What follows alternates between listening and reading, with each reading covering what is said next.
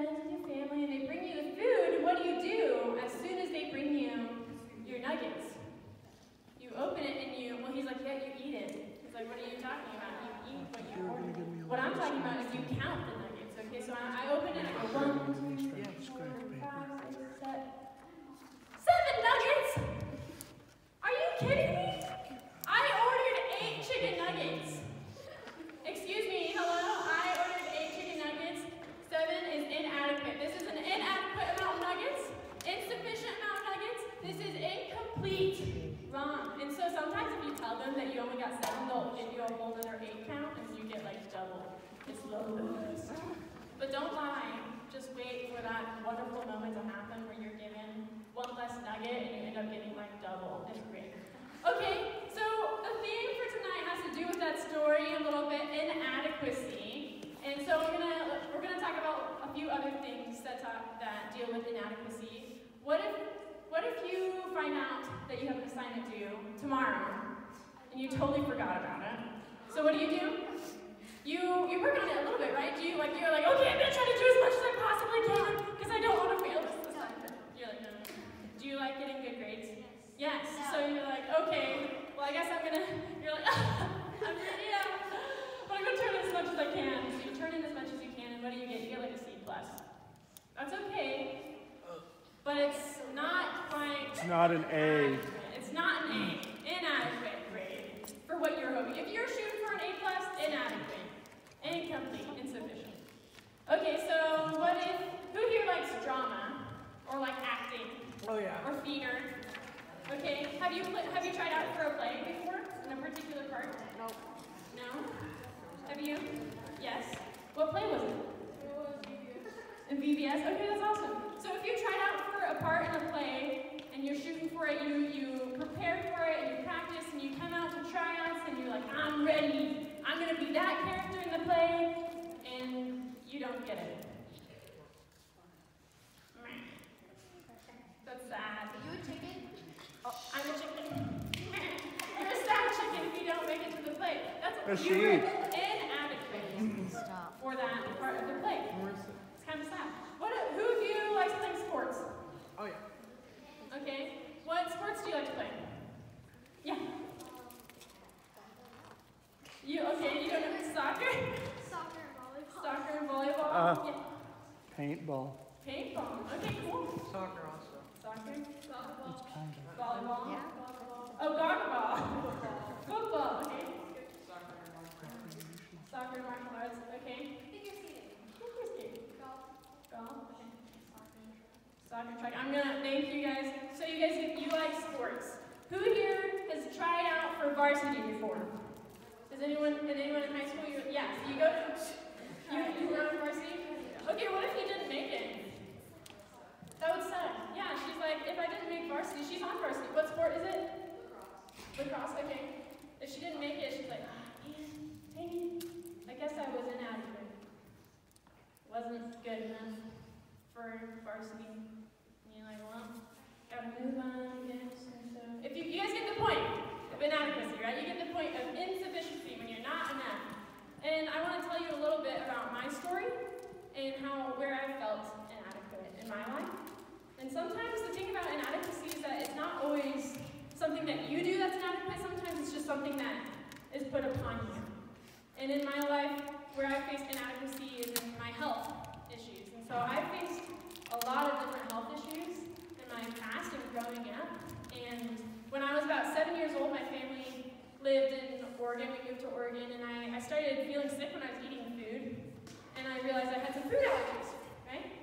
Who here has food allergies? Do you have food allergies?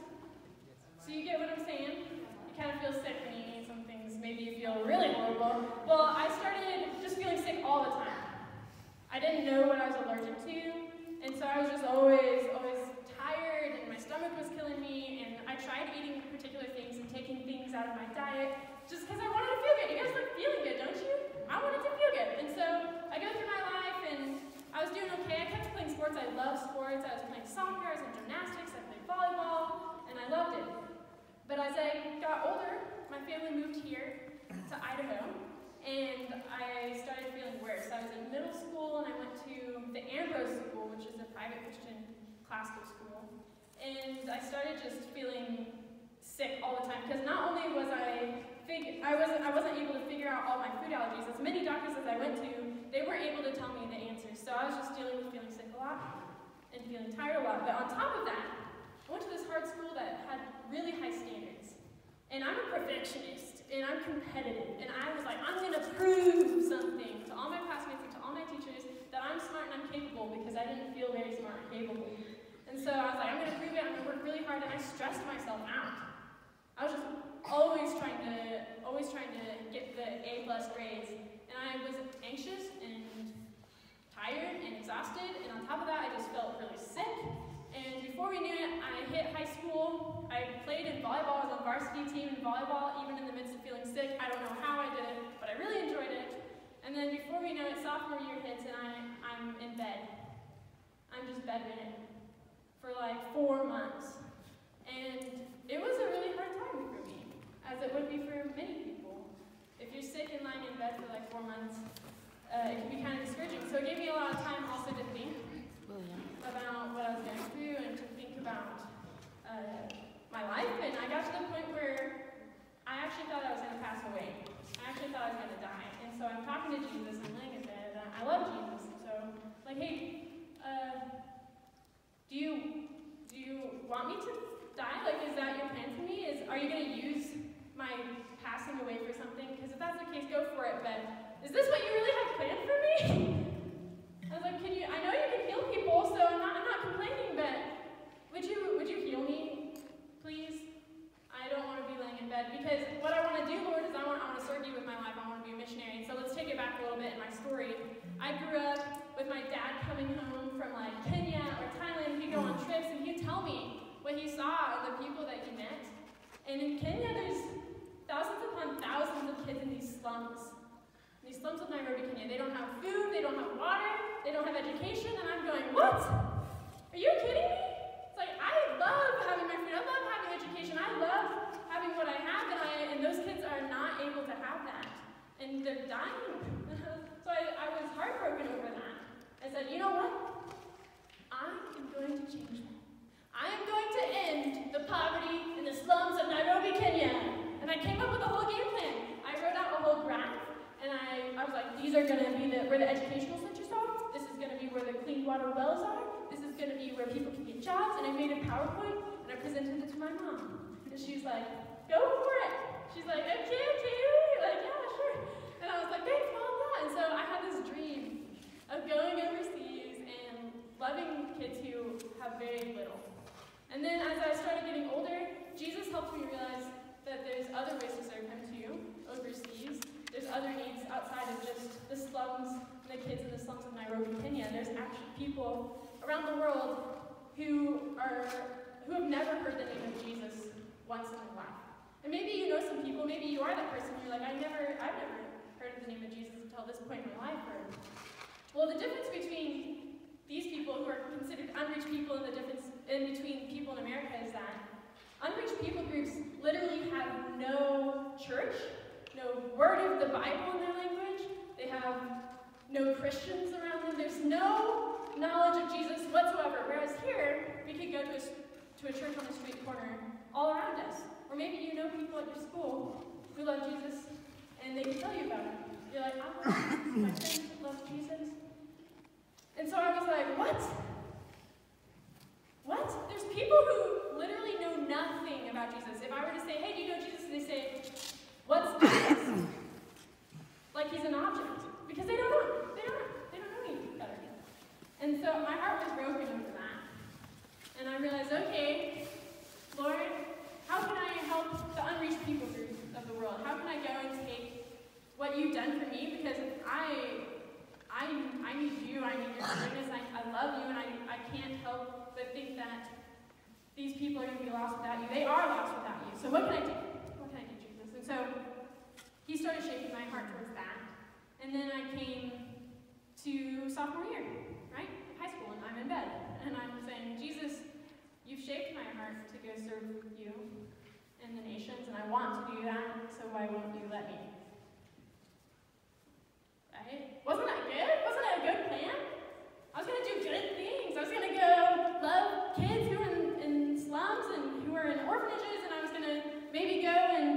talk to people who've never heard the name of Jesus once in their life and learn their language and be in their culture and be them, be with them. Isn't that good? Yeah. Okay, God. Well, I'll leave that up to you. Okay. As you can see, I didn't pass away. I'm healthy now. But it's been a process.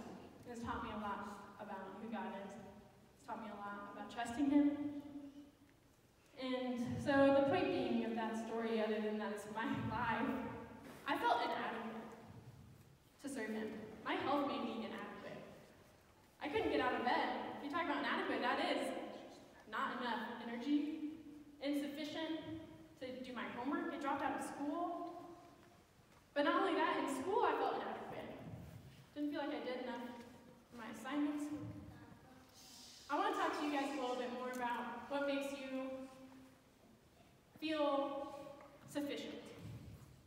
What defines you? What are you proud of? And I have a few examples here that I drew out. What about talent? Who here likes to sing? Okay, we got some singers in here. We had some really nice worship. Good job, guys. We had some nice worship. Who here likes to serve people? There's some talent that way. Yeah, okay. Who here likes school? You're like, I'm really good at school. That's awesome. What about drawing? Do we have any artists in here? Heck yeah! Yeah. Okay. Yep, That's that's awesome. my art. So I have a lot of examples. Maybe it's writing, maybe it's being in sports, maybe it's being in drama, maybe it's being in band. Whatever it is, your talent. Celebrate this. You're good at it. It's awesome. Maybe talents make you feel sufficient.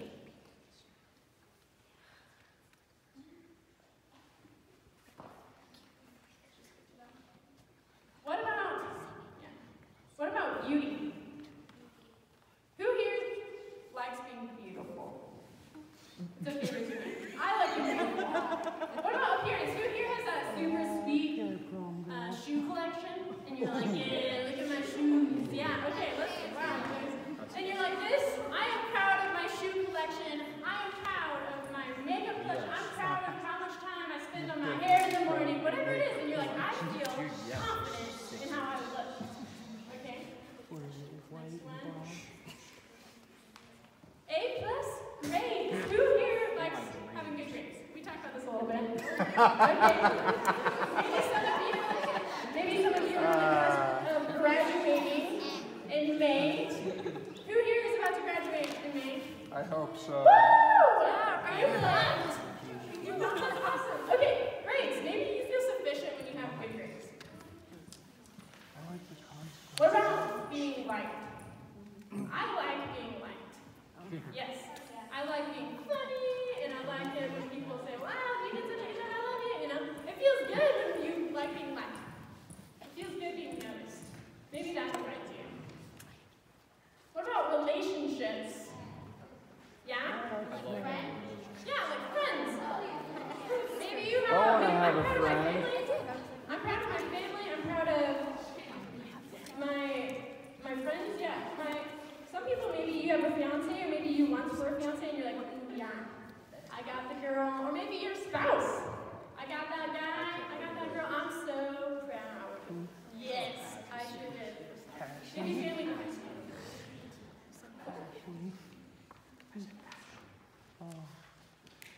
Okay, maybe it's not something that you look like or that you're capable of doing so much as it is virtue in your character. What if you are proud of being good and you're known for being a good girl or a good guy, and people say, yeah, I can trust that person, he's a good person. What about compassion? And you're proud, like, I have so much compassion on these people. I can say that I was proud of my compassion as a young kid. I wanted to be known for my compassion for the kids in the slums. It's defined by it. Who here likes to be known for being honest? You're the person in your class, everyone's like, yep, no, they're going to tell the truth no matter what. Okay, awesome. I need you to crumple that up into a ball. Can I crumple something up into a ball? And I need you to crumple that up into a ball. Yay! Yay, yay.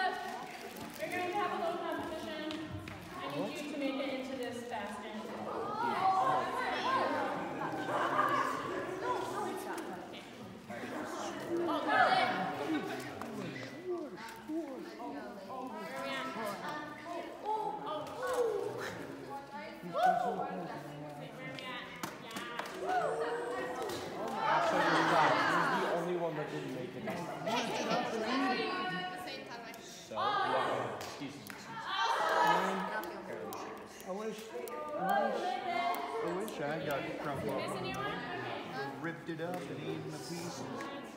Give it up. I'm joking. Okay, can you hear me all right? I'm gonna talk about the mic.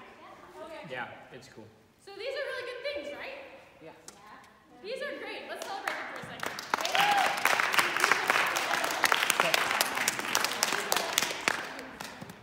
They're awesome and all.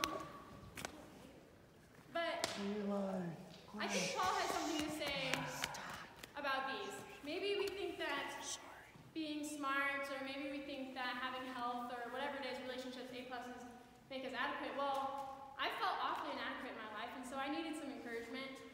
And I went to Paul. I didn't ask Paul, but I asked myself, and I found in Scripture something that's really encouraging, and I want you guys to hear it. In 2 Corinthians 3, 4-5, it says, "Such confidence we have through Christ toward God. Not that we are adequate in ourselves to consider anything as coming from ourselves, but our adequacy is from God, who also made us adequate as servants of a new covenant." That's good. I'm going to read it one more time. "Such confidence we have through Christ toward God. Not that we are adequate in ourselves to consider anything as coming from ourselves, but our adequacy is from God, who also made us adequate as servants of a new covenant." You know what that means? It means, I can take a breath because this can get awfully heavy. You know what that means? That A+ you want, God is more sufficient than that. Those relationships that you have, God is more adequate than those. Those sports you play, God is more than enough than the varsity team you could make. God is greater than you could ever imagine, and He's going to do greater things than you could ever ask, because God makes you adequate, not these. These are great, right? But they don't define you. Praise the Lord. These don't define you. These are great, but God is greater. God is greater.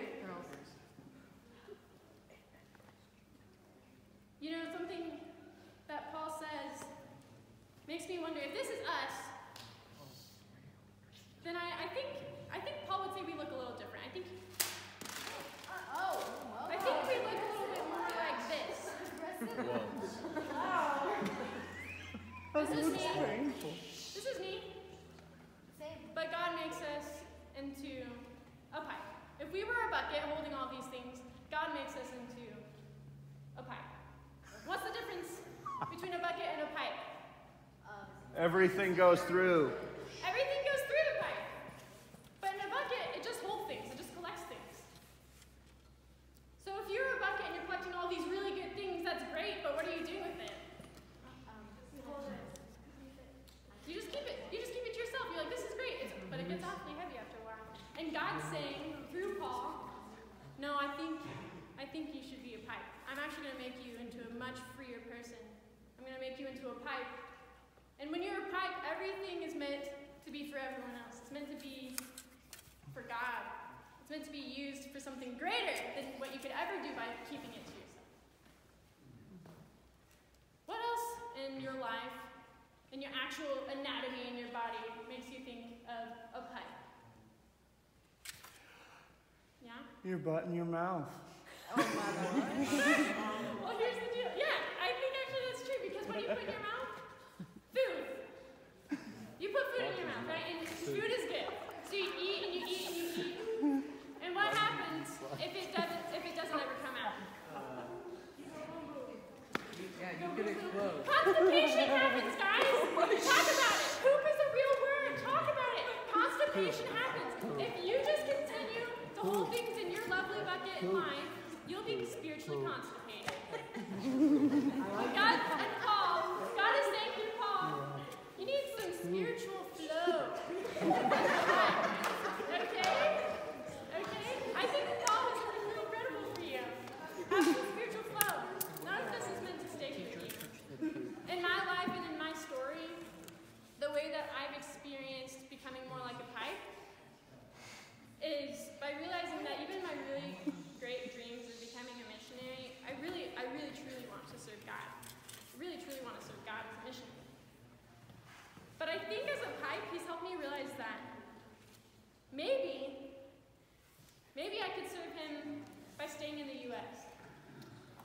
instead of going to unreached people groups, the way that he can use my gifts and my talents and my abilities that he's given me, instead of holding it in this bucket, he's saying, Kaylee, I want to use you as a pipe to tell people about the unreached people groups in America. I want you to tell Americans to go. And I said, really, God? Okay. Because I want to be a pipe. Whatever you ask, God. Because I want to be a pipe. Being a pipe is far greater than anything I could ever ask or imagine. And here's the real challenge, you guys. If this basket represents your life, and all these good things that God wants to give you, has given you, talents, but we just contain them, then you get the point from Kaylee that that's not the best part of life. So here's the risk. If you really are willing to say, I'm your basket, Jesus. You have filled me and you want to continue to fill me, but I don't think my life is to be a basket. Make me a pipe. William, stop. Okay, now think of this. What if you dare say, Jesus, you've given me a lot, and I don't want to keep it for me. I'm willing for you to change me. It's not safe. This is really safe. To be honest, you guys are here on a Wednesday, you might come on a Sunday, you're going to go to Rise, retreat. Cool. It's really safe to stay as a bucket, as a basket. It is unsafe to go, I'm willing for you to change me, so that through me I might be a blessing. You're willing to do that? You're going to be asked a question in your small groups here tonight. I don't want you to answer it out loud right now. I don't want to go ahead and tease you with it a little bit. One of the questions you're going to get asked is, what kind of life did Jesus live? A basket or a pipe? Don't answer it right now. What kind of life did Jesus live? A basket? Where he contained and collected and he was safe? Or a pipe where he risked for God to bless others through him? You think about that. We're going to pray here in just a minute. You're going to break out in your small groups. And what you guys are doing right here, right now, when you're really attentive, I want to ask you to keep that going in your groups and be thinking with all of your mind, all of your heart, Jesus, what's it mean if I surrender to you? To be transformed. What's that mean? Okay? You bow with me. Close your eyes. And let's pray. Don't get distracted.